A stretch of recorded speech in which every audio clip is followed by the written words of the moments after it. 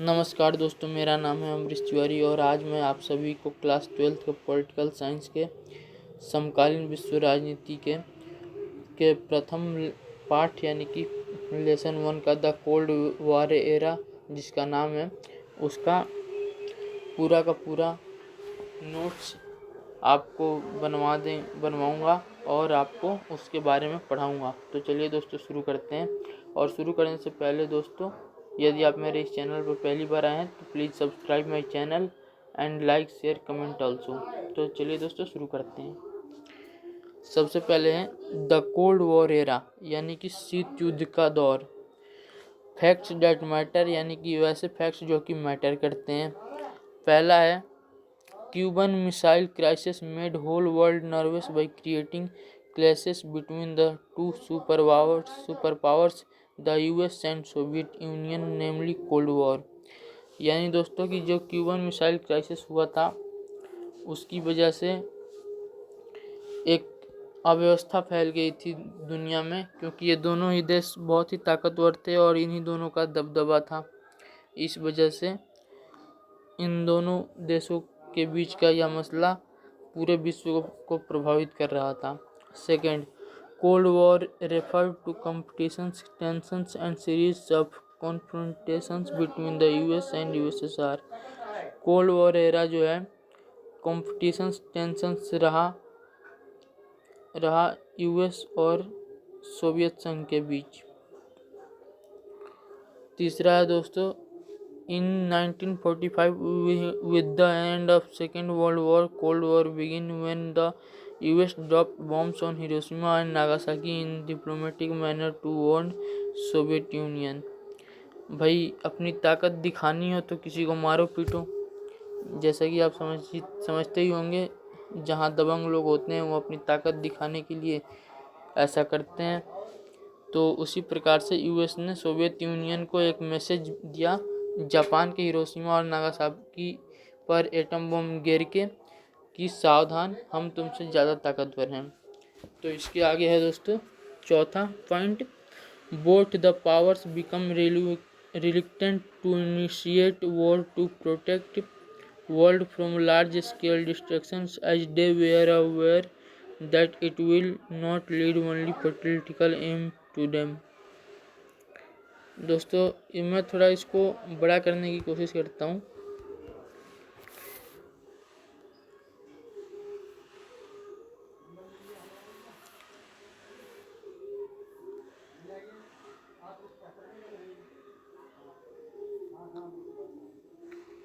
चलिए दोस्तों, शायद लगता है छोटा ही सही था ये। तो दोस्तों मैं आपको क्या पढ़ा रहा था, हाँ चौथा point, both the powers became reluctant to initiate war to protect world from large scale destructions as they were aware that it will not lead only political aim to them। दोस्तों यदि शक्ति का बैलेंस होता है तब भी दो शक्तियाँ आपस में टकराने से बचती है, क्योंकि यदि वह टकराएंगी तो उन दोनों का बराबर नुकसान होगा। कोई भी व्यक्ति अपने से कमज़ोर व्यक्ति को ही दबाता है, अपने बराबर से वो समझदारी से पेश आता है और अपने से ज़्यादा ताकतवर शक्तिशाली व्यक्ति से तो कुछ बोलता ही नहीं। आपने ये स्कूल्स कॉलेजेस में यदि आपने पढ़ा होगा तो देखा होगा। तो चलिए दोस्तों अगले पॉइंट को डिस्कस करते हैं। The greed of expansion of their spheres of influence divided the world into alliances. The US built NATO, Southeast Asian Treaty Organization (SEATO). US built NATO, Southeast Asian Treaty Organization (SEATO) and Central Treaty Organization (CENTO।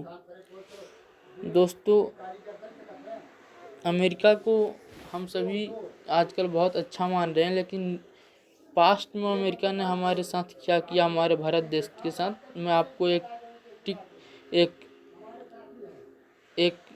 Clue दे देता हूँ कि ये 1971 की बात है। उस time क्या हुआ था आप मेरे को कमेंट में लिख कर बताइए। तो दोस्तों इसमें ये हुआ कि यूएस ने अपना, आज भी नाटो का आप लोगों ने नाम सुना होगा, नाटो और भी कुछ ऑर्गेनाइजेशंस यूएस ने बनाए हैं ताकि वो दुनिया पर अपना दबदबा रख सके और दिखा सके। तो दोस्तों आगे चलते हैं। Sixth, the Soviet Union created eastern alliance known as Warsaw Pact. जो रूस था यानी कि जो दोस्तों रसिया है आज का वर्तमान का, जो कि उस टाइम 1991 से पहले सोवियत यूनियन हुआ करता था, उसने भी यूएस के क्रिया पर प्रतिक्रिया देते हुए अपना एक वार्सा पैक्ट नाम का संधि संगठन बनाया, जिससे कि पूरी दुनिया दो हिस्सों में बट गई। दो देशों के बीच यानी कि सभी देशों का अपना अलग अलग खेमा बन गया। हालांकि इसमें कुछ गुटनिरपेक्ष देश भी थे, जिसके बारे में आगे मैं आपको, अगर आप मेरी वीडियोस को वॉच करते हैं तो ज़रूर आपको सुनने को देखने को मिलेगी कि गुटनिरपेक्ष देश कौन कौन से थे। तो चलिए दोस्तों, फिलहाल हम नोट्स की बात कर रहे थे। इसके आगे है दोस्तों seventh, smaller states main aided the alliance to get the promise of protection, weapons and economic aid against their local rivals. यानी कि जो छोटे देश थे, अपनी प्रोटेक्शन के लिए, अपने हथियारों की ज़रूरत के लिए इन बड़े देशों से साठगांठ किया। इन छोटे देशों ने, जैसे कि पाकिस्तान को मान लीजिए, पाकिस्तान अमेरिका का उस वक्त 1991 से पहले बहुत बड़ा सपोर्टर था। और इसी तरीके से क्यूबा को देख लीजिए, वो रूस का सपोर्टर था। तो ऐसी चीज़ें थी। और चलिए दोस्तों अगले पॉइंट पर, आठवां पॉइंट है, super power required them to gain on access to vital resources territory to launch weapons and troops to spy on each other and economic support. और जो सुपर पावर्स थे दोस्तों, उन्होंने अपने से छोटे देशों को इसलिए अपने साथ मिलाया ताकि वो एक दूसरे की जासूसी कर सकें और अपने सेना के पास हथियार रखने का खर्च उठा सकें। आगे है दोस्तों 9वां पॉइंट है हमारा, despite of occurring crisis in Korea, Vietnam and Afghanistan, both the super powers behave decently and responsibly. यानी कि शक्ति का जब संतुलन होता है दोस्तों, जैसा कि मैंने आपको अभी भी कहा कि शक्ति का यदि संतुलन हो तो युद्ध से दोनों ही पक्ष बचते हैं। यही हुआ अफगानिस्तान में, कोरिया में, वियतनाम में। वर्तमान में दोस्तों कोरिया दो भागों में बट गया है इन दो देशों के समर्थन के कारण, और वियतनाम भी बट गया था पर अब एक साथ हो गया। और अफगानिस्तान में जो क्राइसिस चलती रहती है उसको तो आप कभी कभी सुनते भी होंगे न्यूज़ पर, हमेशा नहीं पर कभी कभी। Both the superpowers maintained arms control by signing various treaties as limited test ban treaty, nuclear non-proliferation treaty and anti-ballistic missile treaty। इन देशों ने दोस्तों, अमेरिका और रूस ने ये फैसला किया कि चूँकि शक्ति का संतुलन है और उनसे ताकतवर कोई नहीं है, तो हथियारों को थोड़ा कम किया जाए। 11वां पॉइंट है दोस्तों, countries outside the two blocks known as NAM non aligned movement. जैसे कि मैंने कहा था गुटनिरपेक्ष आंदोलन, उसके बारे में बात हो रही है।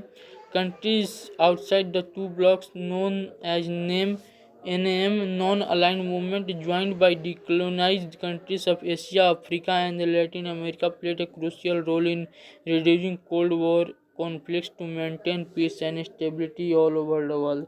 यानी कि गुटनिरपेक्षता की नीति, जिसमें कि भारत भी शामिल था दोस्तों,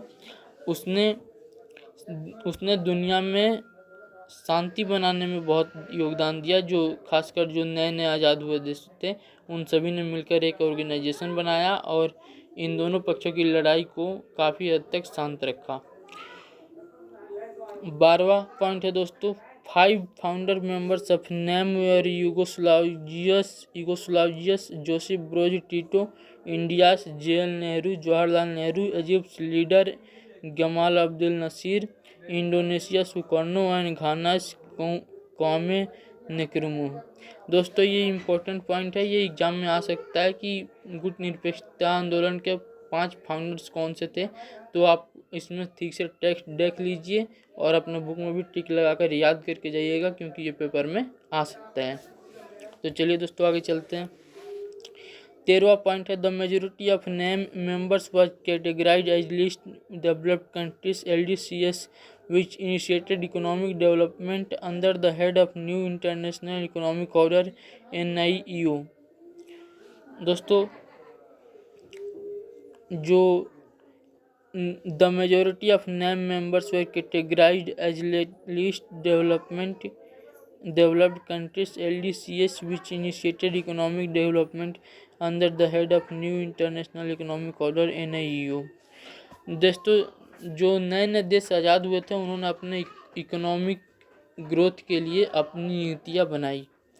14वां है दोस्तों the United Nations conference of trade and development UNCTAD brought out a report in 1972 to proposed to give the LDCs control over their natural resources to make Western market available to them, to reduce cost of technology and to provide greater role in international economic institutions।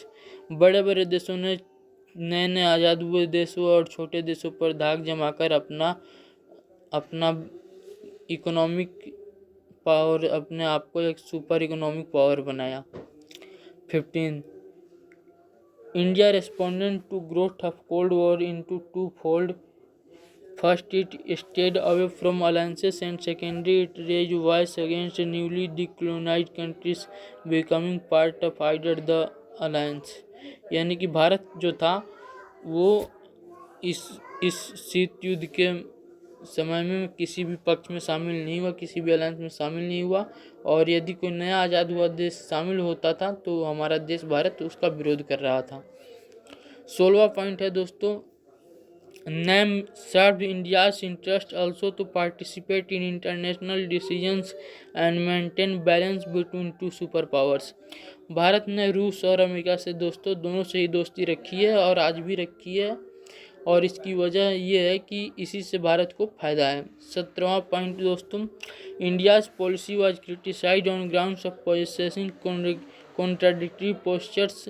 I signed treaty of friendship with the USSR in August 1971 for 20 years and developed good relations with the US during Bangladesh crisis। दोस्तों यहाँ पर भारत पर आरोप लगाया जा रहा है कि किस तरीके से भारत ने रूस का समर्थन लिया 1971 में पाकिस्तान के 2 टुकड़े करने के लिए, और बांग्लादेश क्राइसिस में कैसे भारत ने US का साथ दिया, USSR का एक्चुअली। तो अगला पॉइंट है दोस्तों 18th it is said that name has lost its relevance after this integration of USSR and end of cold war 1991। दोस्तों जब कोल्ड वॉर ख़त्म हुआ 1991 में USSR के विघटन के साथ, तो आप कह सकते हैं कि नेम की महत्व भी थोड़ा घट गया, ऐसा मेरा मानना है दोस्तों, और ऐसा आप लिख भी सकते हैं एग्जाम में।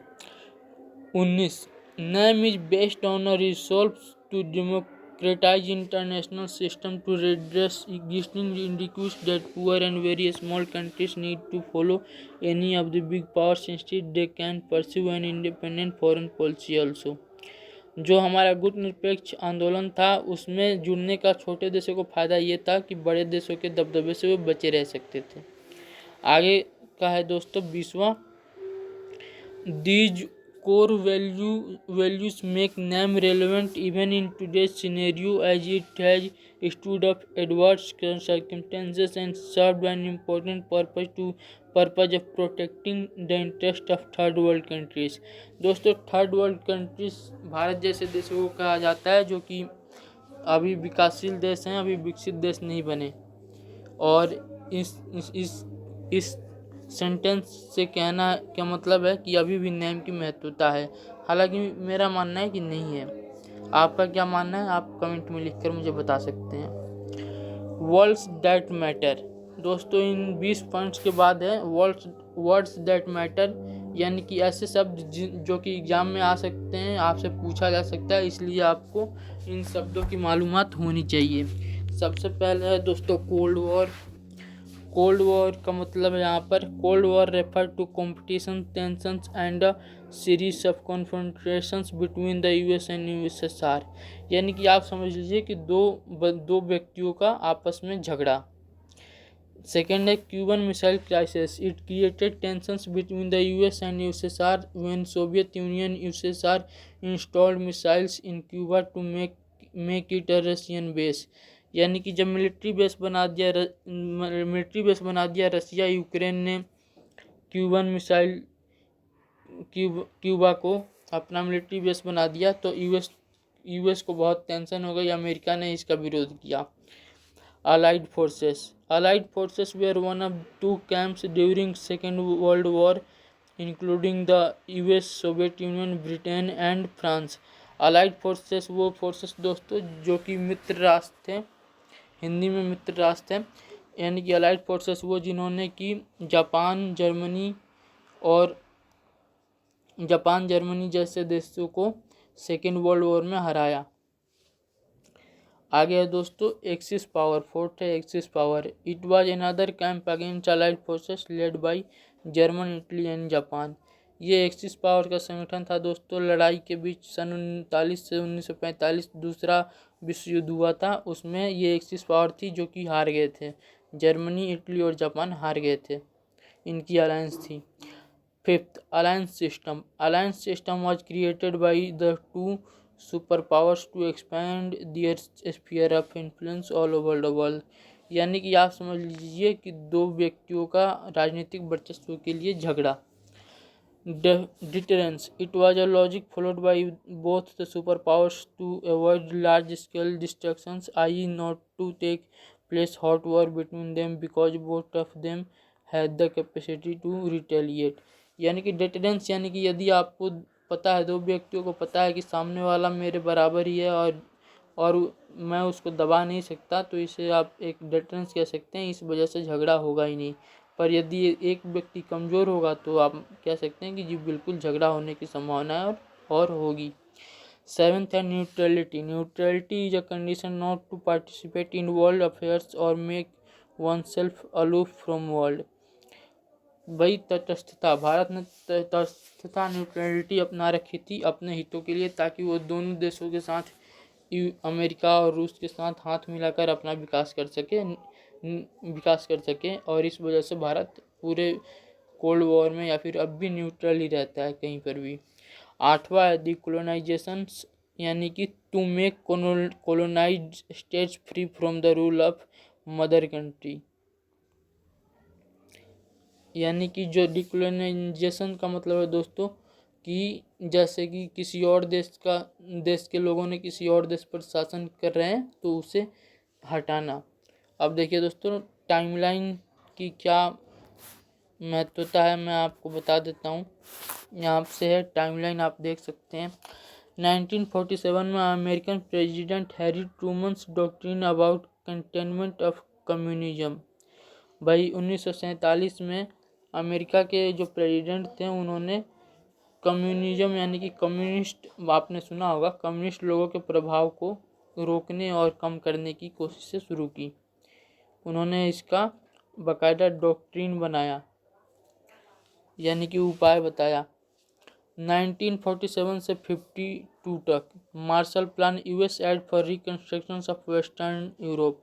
1947 से 52 तक अमेरिका ने यूरोप के देशों को विकास करने से, वापस से रिकवर करने से, वॉर के जो रिकर्सपशंस थे उससे निकलने के लिए मार्शल प्लान के तहत अमेरिका ने यूरोप के पश्चिमी यूरोप के देशों को पैसे दिए, जिससे कि उन्होंने अपना विकास फिर से किया।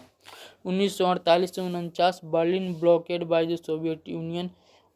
बर्लिन की दीवार आपने सुनी होगी दोस्तों। इस सोवियत यूनियन ने यानी कि यूएसएसआर ने, रूस ने, उस वक्त के यूएसएसआर ने एक दीवार बना दी थी पश्चिमी और पूर्वी जर्मनी के बीच। बाद में दोनों पार्ट जर्मनी के एक हो गए थे। 1950 से 53 कोरियन वॉर। इसमें कोरिया दो हिस्सों में बट गया। आपको पता होगा किम योंग जंग नॉर्थ कोरिया और साउथ कोरिया, आपको पता होगा बिल्कुल, यदि आप पढ़ रहे हैं तो, और यदि नहीं पढ़ रहे तो आपके लिए ये समझिए कि चिंता की बात है।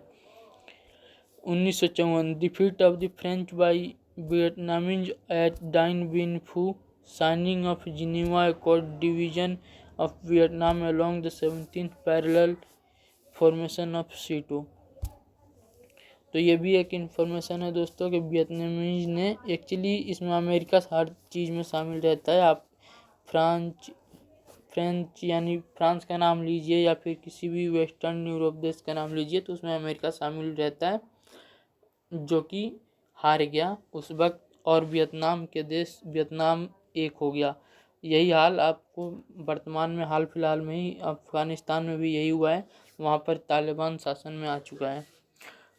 1900 वैसे दोस्तों Vietnam along the 17th parallel, formation of SEATO. तो दोस्तों आगे है 1954 से 1975 अमेरिकन इंटरवेंशन इन वियतनाम। 1954 से 1975 तक, यानी कि लगभग आप समझ लीजिए कि 20-22 साल तक दोस्तों अमेरिका ने इंटरवेंशन किया। बीच में घुस जाता था बार बार। 1954 से 1975 के बीच अमेरिका इंटरवेंशन करता था वियतनाम में। 1955 में signing of Baghdad pact later CENTO. तो 1955 में एक पैक्ट साइन हुआ, इसके बारे में आप ढूंढिएगा दोस्तों गूगल पर। ये सेंटो के बाद पैक्ट साइन हुआ। 1956 में सोवियत इंटरवेंशन इन हंगरी। 1956 में जैसे अमेरिका दूसरों के घर में घुस के अपना दबदबा दिखाता है, वैसे ही उस टाइम के सोवियत यूनियन ने हंगरी में अपना इंटरवेंशन किया था 1956 में। 1961 US sponsored Bay of Pigs invasion of Cuba, construction of Berlin wall. 1961 US sponsored Bay of Pigs invasion of Cuba, construction of Berlin wall. दोस्तों 1961 में यूएस ने एक तरीके से प्रॉक्सी वॉर किया यूएसएसआर के खिलाफ। 1962 क्यूबन मिसाइल क्राइसिस, जिसके बारे में दोस्तों आप जानते ही होंगे। 1965 American intervention in the Dominican Republic. 1968 Soviet intervention in Czechoslovakia. 1972 US president Richard Nixon visit to China. 1978 से 89 वियतनामीज इंटरवेंशन इन कंबोडिया। 1979 से 89 सोवियत इंटरवेंशन इन अफगानिस्तान। दोस्तों आखिरकार 10 साल लगाकर एक आप कह सकते हैं दोस्तों कि अफगानिस्तान की वजह से सोवियत यूनियन का डिसइंटीग्रेशन हो गया, वो बिखर गया, क्योंकि इतना पैसा लगा अफगानिस्तान में। युद्ध लड़ने में दोस्तों खर्चा लगता है, और आखिरकार आप देख सकते हैं एग्जाम्पल, अमेरिका को भी अभी 1-2 साल हो गए शायद भगा दिया तालिबान ने अफगानिस्तान से। तो दोस्तों आगे देखते हैं। 1985 Gorbachev becomes the president of the USSR and begins reform process. दोस्तों 1985 में गोर्बाचोव नाम के व्यक्ति यूएसएसआर के राष्ट्रपति बने, लेकिन उनके राष्ट्रपति बनने के बाद ये हुआ कि उन्होंने एक तरीके से ऐसी प्रोसेस चालू किया जिसकी वजह से यूएसएसआर का ही विघटन हो गया। उसके बाद है दोस्तों 1989 फॉल ऑफ बर्लिन वॉल, यानी कि जर्मनी का एकीकरण हो गया दोस्तों 1989 में, याद रखिएगा ये सब। 1990 में यूनिफिकेशन ऑफ जर्मनी।